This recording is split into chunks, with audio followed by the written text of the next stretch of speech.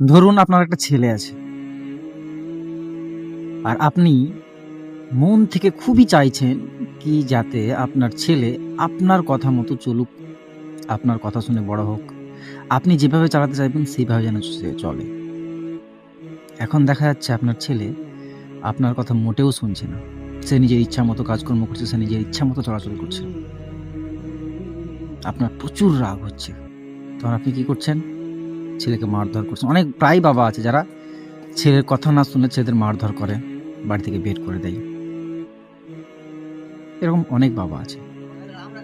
তো আপনাকে জিজ্ঞাসা করা হলো, কেন আপনি আপনার ছেলেকে মারলেন? আপনার উত্তর একটাই কি? যে আমি আমার ছেলেকে বলছি এই কাজটা করিস না, এই কাজটা ভুল, এই কাজটা কর। কিন্তু আপনার ছেলে সেই কাজটা করছে না। আপনার ছেলে যেই কাজটাতে ভুল হবে, যেই কাজটাতে ক্ষতি হবে সেই কাজটাই করছে। সেই কারণে ভুল করার জন্য আপনি আপনার ছেলেকে মেরেছেন। তাহলে ভাবুন, আল্লাহ আমাদের সৃষ্টি করেছে এবং আল্লাহ আমাদেরকে একটা সঠিক পথে চলাচল করার জন্য বলেছেন। কিন্তু আমরা কি চলছি? তাহলে আল্লাহর কি রাগ হওয়া উচিত না? অবশ্যই রাগ হওয়া উচিত। কিন্তু দেখুন, তারপরেও ভাবুন যে আমরা প্রতিনিয়ত ভুল করছি, তারপরেও কিন্তু আল্লাহ আমাদের উপরে অতটাও জুলুম করছে না